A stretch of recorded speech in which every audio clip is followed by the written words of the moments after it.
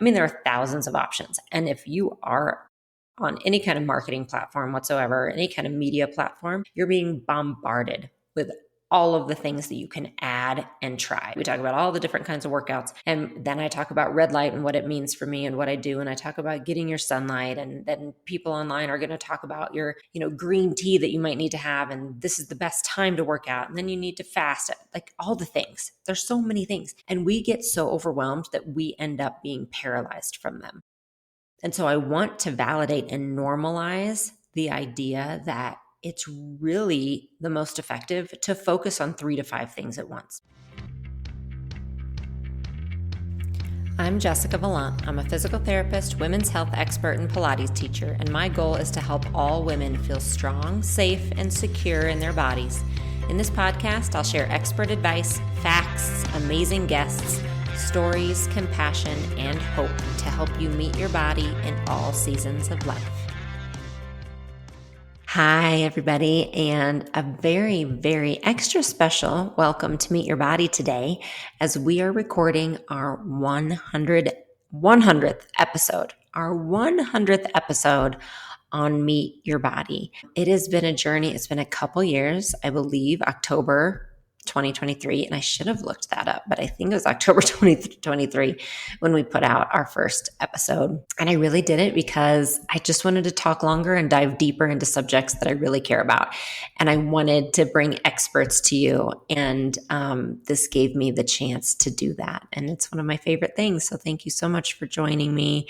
Thanks for being here. And for our 100th episode, I thought I would kind of bring you like a state of the union, but a state of the union for myself and what I'm focusing right now on for my own health. So kind of a currently episode. Currently, this is what I'm focusing on. Because in general, the foundations of what I consider important for my own health, they don't change. Those pillars I talk about, a pillar of movement and fitness, a pillar of nutrition, what I'm putting in my body, a pillar of like stress relief, pillar of family. Those are kind of the 4 pillars that for me, I'm putting things into those boxes when it comes to focusing on my health. But within those large categories, things will change depending on the season of life, on my age, on what I have time for, on what we have going on as a family, on my stress levels, on whether I'm recovering from a surgery or any diagnoses that I have, on what tends to be working, what I feel like needs to be like really dialed in. And so I have 5 things right now within those categories, 5 specific things that I find myself really focusing on. So I thought I would share those with you. And then also keeping in mind, one reason I also like to share these is because we can sometimes get really, really, really overwhelmed with the amount of things that we can do for ourselves and our health. I mean, there are thousands of options. And if you are on any kind of marketing platform whatsoever, any kind of media platform, you're being bombarded with all of the things that you can add and try. And I know I add those to you too, right? We talk about all the different kinds of workouts. And then I talk about red light and what it means for me and what I do. And I talk about getting your sunlight. And then people online are going to talk about your, green tea that you might need to have. And this is the best time to work out. And then you need to fast, like all the things. There's so many things. And we get so overwhelmed that we end up being paralyzed from them. And so I want to validate and normalize the idea that it's really the most effective to focus on 3 to 5 things at once. And that's how I work with my clients, whether it's exercise or whether it's perimenopausal and menopausal support, whether it's an injury, 3 to 5 things at a time. And the other things that you think that you might want to try or might be really interesting, you don't have to ditch them. Just put them on the back burner. Like write them down on a list and say in 3 months, I'm going to come back to that. Like once a quarter, okay, I do it every 3 months or so. I will re-engage, look at the things. Are these working for me? Where else do I need to put my focus? Do I need to change them? But I try not to just add, because it really will overwhelm you. And it will end up that you don't do anything. That is truly the way our brains work, is that they end up being paralyzed and then we don't do any of the things. So 3 to 5 things is a really great number to focus on. Give yourself 3 months to focus on those things and then assess. Did they work for me? Did they not? If they didn't work, do a really big truth-telling assessment of, did I commit to them? Did I do it enough? And if you did, then maybe you need to adjust or maybe you want to focus on something else. So make it kind of scientific like that, but definitely give yourself parameters, give yourself a guide so that you can see some improvement at the end or you can assess how it went and you can be truthful with it. And then also know you can't focus on everything at once. All right. So what can you do right now in this season of life that you're in? So for me, these are the 5 things that I am focusing on now, like kind of as the summer winds up, as we got through our summer travels, and I'm feeling how my body responded to all that. And I know what's coming up with work and with school starting. Where is my focus? Either where has it been for the last couple months or really where do I want it to be right now moving forward? So one category, and I start with this because it's probably the most important, is stress relief. And yes, this has been a focus of mine for probably going on 3 years now as I kind of got myself out of that chronic fight or flight place, chronic stress. And I do have an entire podcast episode about that, about my experience with chronic stress. And so feel free to go listen to that if that's something that you need to work through too. But for me, I feel like from now on, it's just always going to be a focus. It needs to be because it truly is the foundation of everything else we do. Like we cannot out supplement, out eat, out diet, out walk, out exercise, out sleep a dysregulated nervous system. Meaning I could add and do great in every other category. Like I could be a shining star in every other category. But if my nervous system is out of whack, burnout, chronic fight or flight, then those other things actually don't matter because my body will not respond in the best way because of that dysregulated nervous system. And one reason I'm saying I want to continue focusing on it and making sure I'm really dialing it in is because it gets worse for women in perimenopause and menopause because there's a scientific, we know this is irrefutable, that decreased estrogen has a very big impact on our nervous system. Like we will absolutely experience more anxiety, or we can, I should say, experience more anxiety, more depression, dysregulation of our nervous system. And then our nervous system doesn't respond as well to the stress that comes in. So let's say you have that dysregulated nervous system, and that would feel like anything from burnout to feeling apathy, that you're not feeling excited or hopeful about anything, feeling anxious, feeling that rage that can come on, feeling depression. All of those kind of symptoms can come into this. For me personally, it tends to be anxiety, that heightened fight or flight. Like I feel myself get kind of almost shaky. I can't get out of this cycle of thinking about like things that are going to happen in the future and whether I can control them better. Like that's what it is for me. Instead of just being able to be peaceful in the moment, like what will be, will be. That's a hard place for me. So that's how it manifests for myself. And so I just know through this age, it's going to be even more important, as well as the fact that I know also we have some like changes coming up just in our lives, our systems and our routines that I need to be in a really good regulated place to be able to process those and move through them and be able to respond in the best way to them. And so stress will always be something that I am working on and focusing on. And what I mean by that is there are things that you can do to decrease stress. And I had to work on that a few years ago, definitely getting myself out of that chronic state of fight or flight. I had to really work on getting myself out of it. And it was taking steps to decrease stress and setting boundaries and really specific steps. And I feel like I've done really well with that. I've been really intentional and I continue to do well with that. It's just that those old patterns, right? Those old thought patterns can still come in. So when a new situation arises that is unknown to me, that makes me worried, certain things about it, when a new situation arises, I can easily slip into old patterns of, getting down on myself, wondering what I can do better to control it, being worried about the people I love, those kind of things. And it puts me into a spiral. And so that's where I need to focus more now because I've done the steps, like I said. So when that starts to happen, when I feel my brain and my body kind of go into that chronic place again or that fight or flight place, I just have to really focus and say, okay, did I get out of some of my habits or Do I need to do something different? Do I need to journal? Do I need to find a different mantra for this season of my life? What do I need to do? Do I need to seek out therapy, right? Like that could be an option for you that you need to look at. I had therapy years ago that I feel like saved my life in some ways, but that is one of those back burner things to me that, okay, I'm doing fine right now, but that's something I'll go to if needed. So that's what I mean, that you're always kind of working through some of these lifelong things that we need to work on.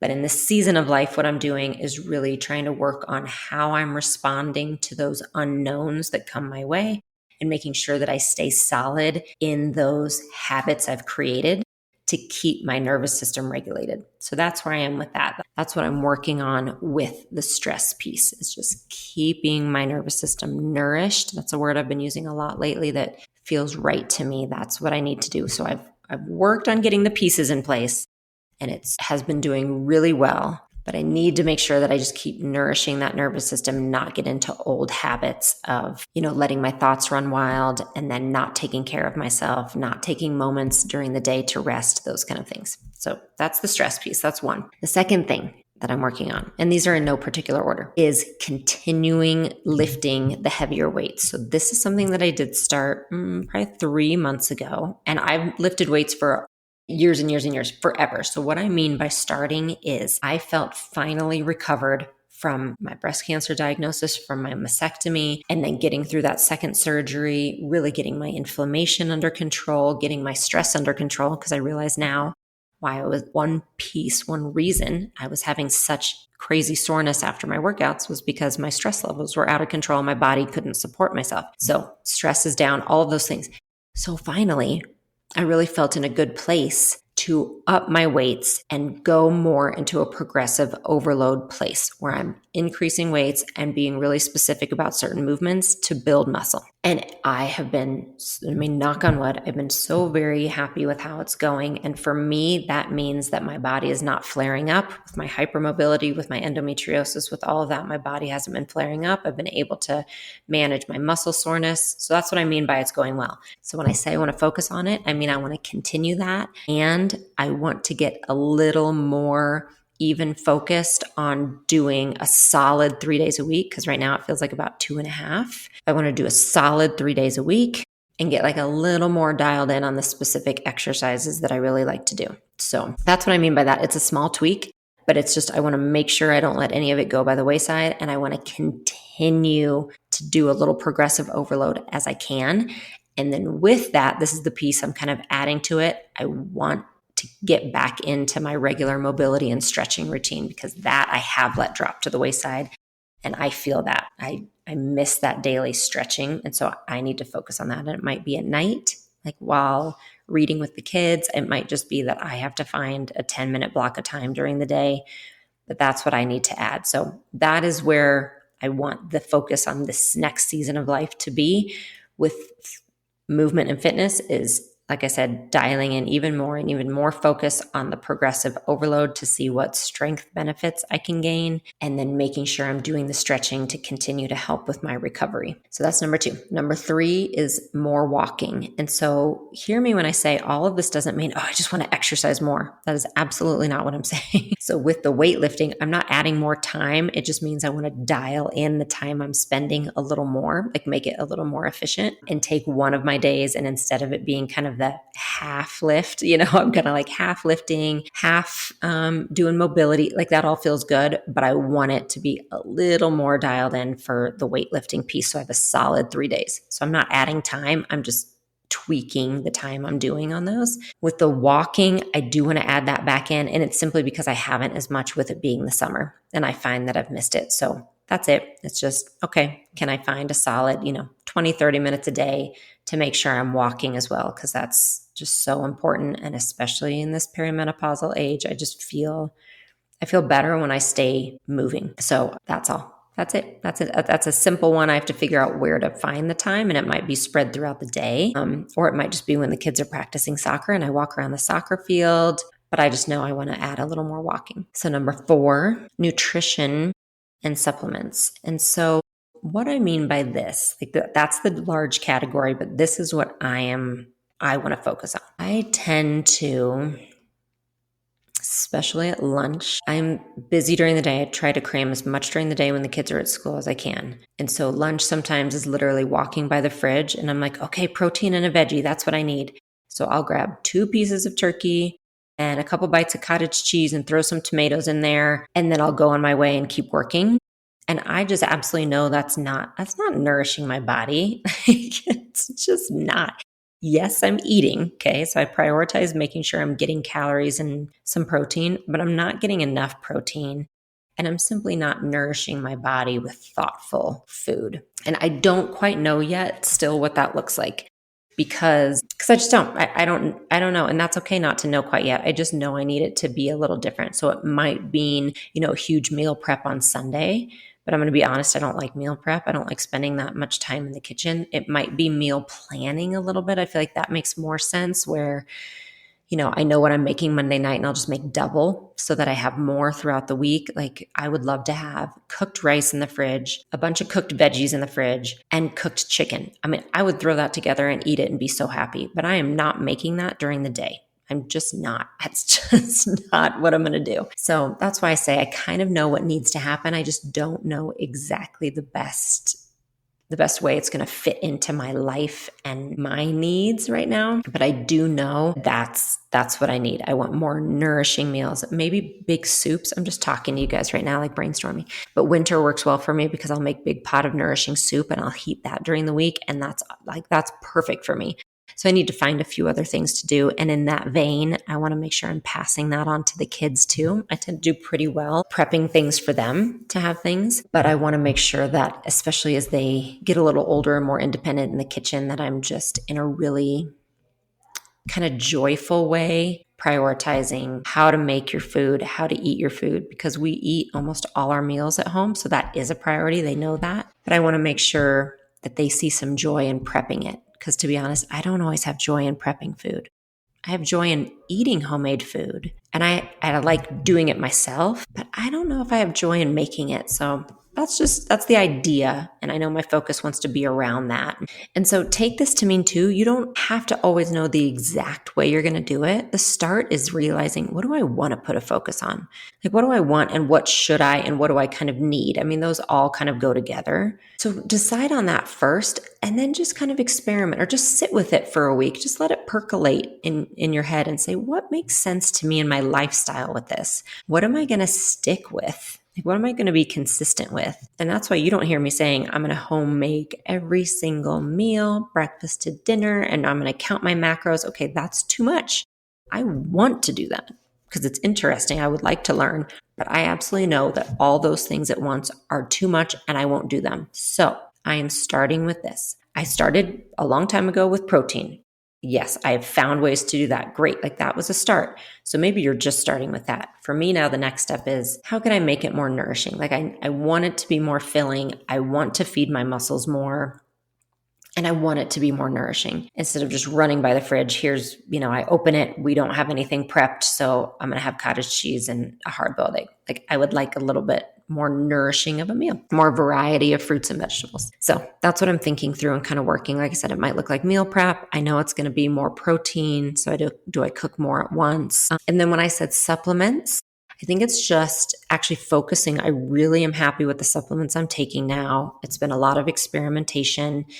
And I have a podcast coming all about the supplements that I take because I know so many of you have asked. So I will have that coming. I won't go over them now. But again, kind of, I would say dialing in, but just more being consistent and continuing to kind of have my eye on that if there's any other support I feel like I need or any other nutritional gaps I might be missing. But it's just kind of keeping that as a part of the nutrition category. But I'm feeling pretty good about what I'm taking now.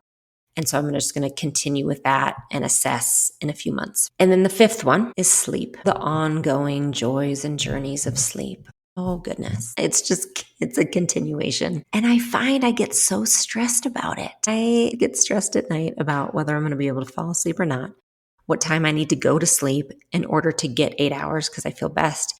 And then knowing there's no way I'm ever going to get 8 hours. So then I get kind of stressed and ashamed about that I can't get 8 hours. Or maybe if I do get 8 hours, I have to go to bed earlier than the rest of my family, and I don't want to do that. I want to be with them. So stress is just a thing, sleep is just a thing. And I know it is for so many of us. I have been doing better. So this is another one where about 6 months ago, I realized my sleep was really bad. And I went through a lot of trial and error to get it to a better state, where my sleep quality was better. The quantity wasn't like I wasn't sleeping longer, but the quality of sleep when I was actually in bed, it was doing much better. And so I'm happy with that. It's coming and going right now. And I think, again, it's estrogen spiking and going down, and that stress piece. I have to continue to get the stress piece under control. But I do have times like last night, I slept through the night.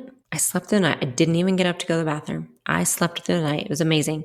And also it was like I went to bed at 11:45 and got up at 7:15. That's not ideal. Like earlier would be better. And during the school year, I'm going to have to get up at 6:30. So that's what I mean, that I need to kind of adjust and maybe just decrease my self-imposed stress around sleep. But it's just something I'm going to continue to kind of get my habit in. Like, what does that look like? Can I just get it a little more consistent? Because right now I do have times of consistency. And then I have times of kind of not consistency. So it's just that awareness. I don't have a big change I'm going to make with it.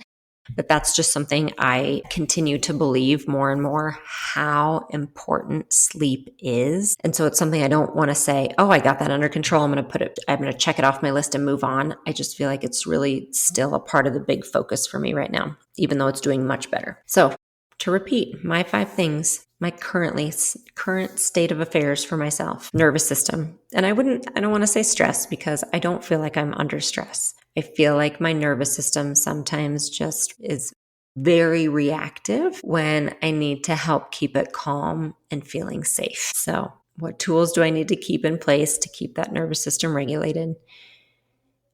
Dialing in and just continuing to focus and taking that progressive overload to the next level and making sure it's 3 solid days a week, and then adding the stretching with that, more walking. And when I say more walking, I don't mean an extra hour a day. I don't have time for that. I just mean like maybe it's a 10-minute morning walk that I had stopped doing because it's summer and I'm with the kids and all of that. Like whatever it is, I just know I want to add a few more steps, a little more walking back in. Nutrition. So the protein, nourishing meals, maybe having them prepped, ready to go, maybe just having more options in the fridge. And sleep, continuing to focus on sleep. And those right now are my top priorities for my health. Those are my top 5 priorities for my health. And then I have some other things that I really want to continue with and work on. I have like follow-up appointments with my oncologist in the next couple months. So I have questions for her, things like that. So always things, like, okay, I want to check in on this. It's probably time for some blood work. I probably need to get on that. Like those are big goals I tend to make too, in 6-month or even yearly like marks of, okay, this year I want to get to that. Or it's time that I feel ready to check in with a, functional medicine doctor. I want a full panel, those kind of things. But this, I'm talking every day. What can I work on? What feels right to me in my life in this season? What's intuitively right? What is my body telling me? And that's where I am. So those are my things. And I hope, again, it just encourages you to think of a few things for yourself. And then I adjust them, or I kind of just do a reassessment. I would say about every 3 months. I mean, I don't put it on the calendar necessarily, but every 3 months is a really good time frame for you to just look at what you're doing. Is it working for you? Is it not? Can you be consistent? Are you not? Do you need to change it? Like that workout class you committed to that's 30 minutes away, are you realistically just not going to drive to it? Then let it go. Like, let it go. It's okay. I wouldn't either. I'm not going to drive 30 minutes, take an exercise class and drive back. I would love to. I have these high visions of doing that. But realistically, I'm not going to take that time. I would rather use that drive time to work out at home, so I have an extra hour for other things. Like, it's okay. It is okay to leave some things behind if they don't work for you right now, or you just can't make them a part of your life right now. That's why you check in every 3 months, right? So what can you do right now in this season? And let's do them together. I mean, I would love to know. I would love to know what you're working on too. Go find me in the Unlimited community. Find me on Instagram. Let me know. And we'll all continue to support each other. So thanks for being here. Thanks for being here for the 100th episode. And I will let you know in a few months how these things are going. All right. I'll talk to you soon. Thanks so much for listening today. I would love it if you could take a moment to subscribe, rate, and review this podcast. It means a lot to us and it helps our content get out to more women who need it. You can find more of my resources at my website, jessicavallant.com, or find me on YouTube at Jessica Vallant and Instagram at Jessica S. Vallant.